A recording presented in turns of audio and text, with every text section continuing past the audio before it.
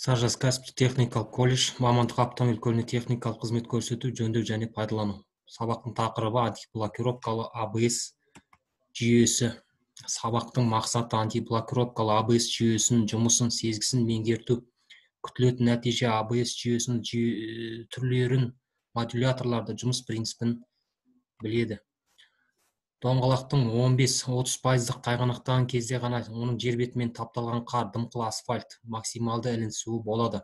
Осындай тайғанақтау кезінде ғана жүйе элементтерін реттеп, доңғалақтың жол бетімен максималды ілінісуін қамтамасыз етуді АБС атқарады. Көбінесе күтпеген жағдайларда басып кету қаупі туындаған жағдайда автокөлікті тез тоқтату керек болады. Мұндай жағдайда дұрыс тежеу доңғалақтың тайғанай бастағанша доңғалақтың айналып тоқтауы, жол бетімен сырғанай бастағанға дейін іске асырылуы керек. Тежеу кезінде доңғалақты тоқтатып қойып жүруге болмайды. Себебі біріншіден тежеу жолы ұзарады, әсіресе тайғанақ жолдарда, ал екіншіден көлденең сырғанау қаупі туындауы мүмкін. Сондықтан сырғанай бастағанда тежеу педалын босатып жіберу керек.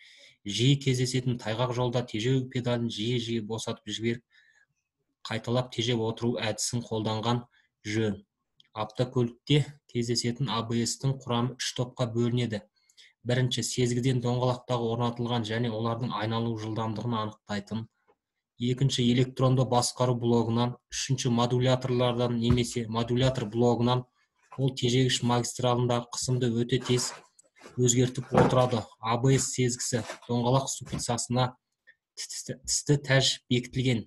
Тісті тәж венец үстіндегі сезгі орнатылады. Ол катушка ішінде орналасқан магнитті қалқаншалардан тұрады. Тісті тәж айналған кезде катушка ішінде доңғалақтың бұрыштық жылдамдығына жұпты электр өрісі пайда болады. Сезгімен осылайша алынған хабарлар электронды басқару блогына жіберіледі.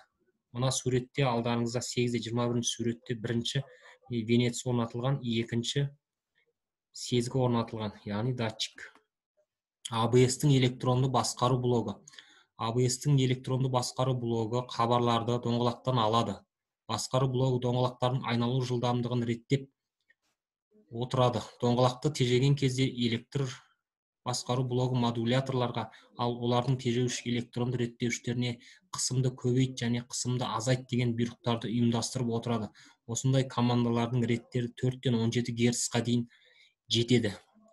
Мына суретте бір модуляторлы және бір сезгілі электронды басқару блогы көрсетілген. Ал мұнда 4 модуляторлы және датчиктері бар суретте көрсетілген.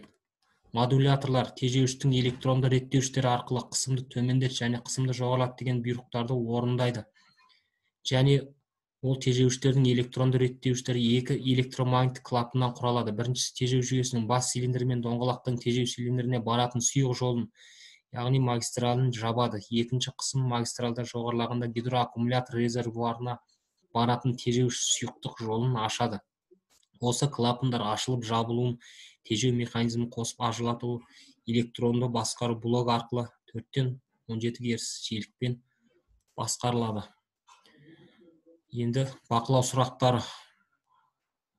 Автокөліктегі АБС-тің түрлері қандай? АБС жұмыс принципі қандай? Модулятор дегеніміз не?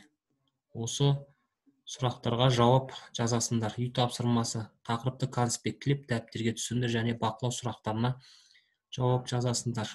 Ескерту, түсінбеген сұрақтарың бойынша WhatsApp немесе Classroom бағдарламасы арқылы тақырып астына сұрақ қойып, кері байланыс орнатуларыңа болады.